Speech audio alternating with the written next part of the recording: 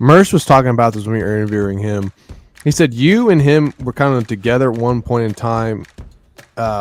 We were in person. Mersh didn't realize. I was making fun of Mersh to his face.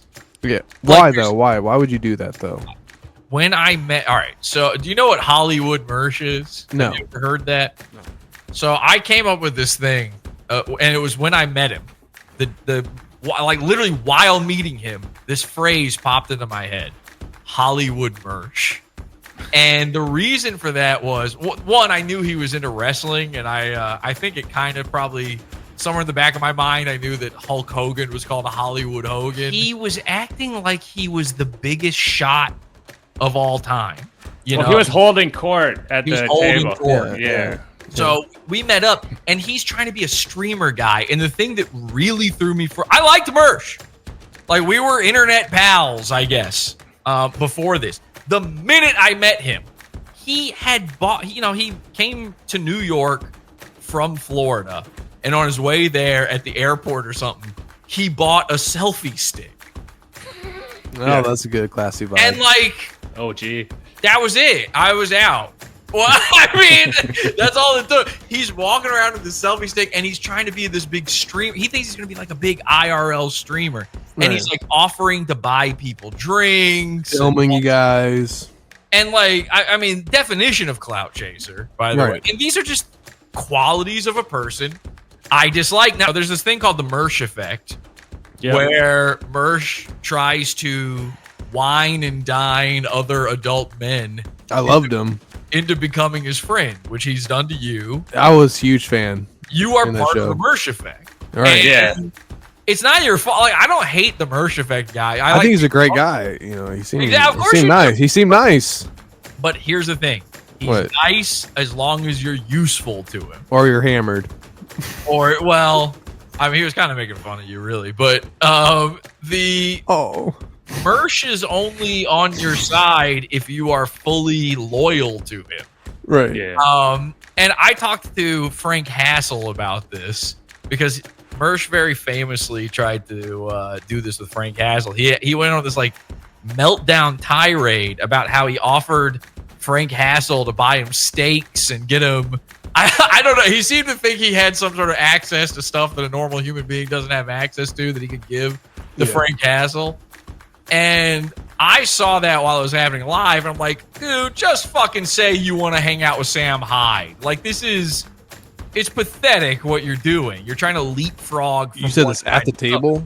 No, I'm saying, I said this in my head when he was trying to do it to Frank Hassel. And I talked to Frank about it, and Frank was like, yeah, I just instantly picked up that this guy is trying to start a relationship with me. He was like, I mean, Mersh does to other adult men what you do to a woman to court them.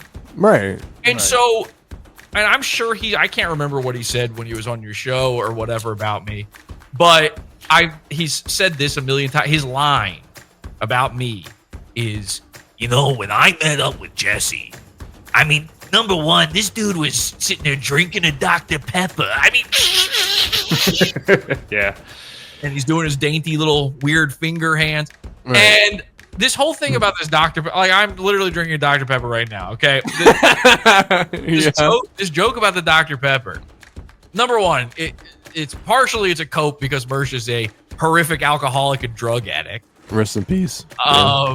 And he does this thing where he's like, I don't trust people who don't do drugs. It's like, well, I call me crazy. I might be the odd man out here. I personally believe that maybe the least trustworthy person is the drug addict. Mersh invited me out to a bar. Right. Knowing I don't drink. He already knew that about me. I told him, like, hey, man, I don't. So he's already trying to, like, assert some type of, like, dominance over you to some extent or make you look like a bitch. He takes us to this rooftop bar. That's what you do to a girl. Mm-hmm. I'm hit, bro. I feel like I was being Here's what actually happened. Mersh, twice, he took us to a rooftop bar. At both places, Mersh offered to buy me a Dr. Pepper. And both times I said no. I'm good, thanks. I'll just get a water. A water for me. One of those times is on video. You can see me ordering the water from the poor waitress who was having to deal with Mersh's bizarre being. Right. So this whole thing, he's sitting there drinking a doctor. This is a fantasy he came up with. And I only have realized this very recently because I am yet another in a long line of women who have rejected him. Mersh attempted to take me on a date. I said no, thank you. He tried to get me drunk when I said no. I said no, thank you again. And this is what he does with man after man.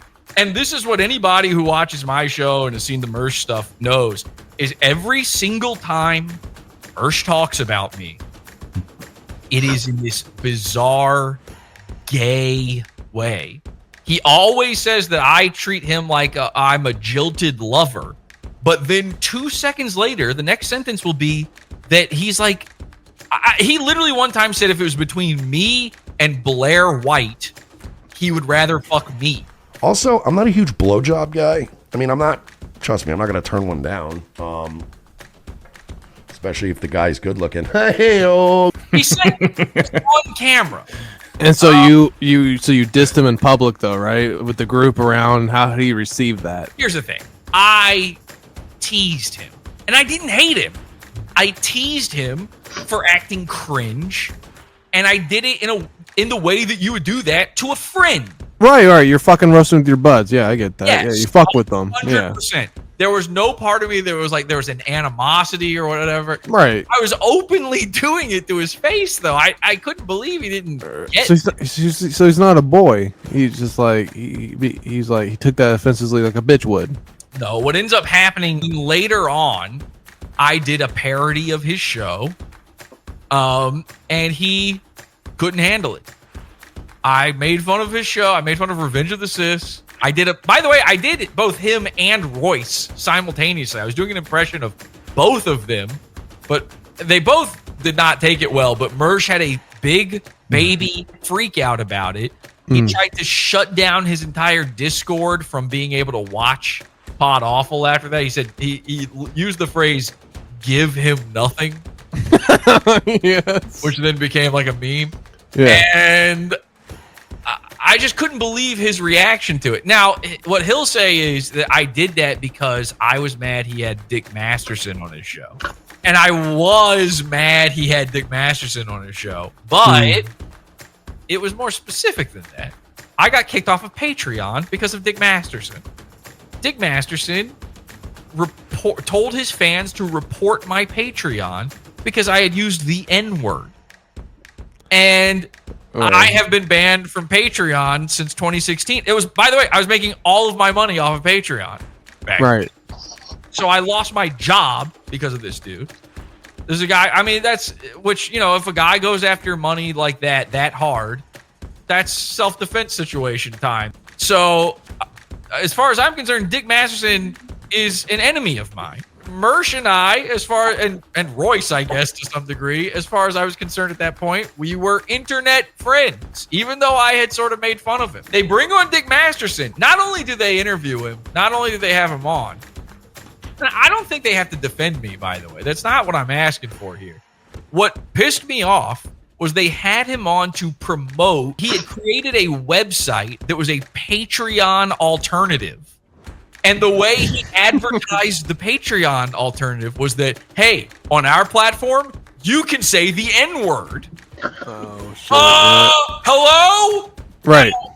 I know for a fact that Royce and Mersh knew what Dick had done to my Patreon. And I thought it was a little strange that there was no question about it. There was no pushback at all. There was not even a little... Didn't you? Right, didn't you say that? But when you got, yeah. And what pissed me off about it was that it was because they were clout chasing. It was because they were glad handing things I hate, things I've learned to hate over the years.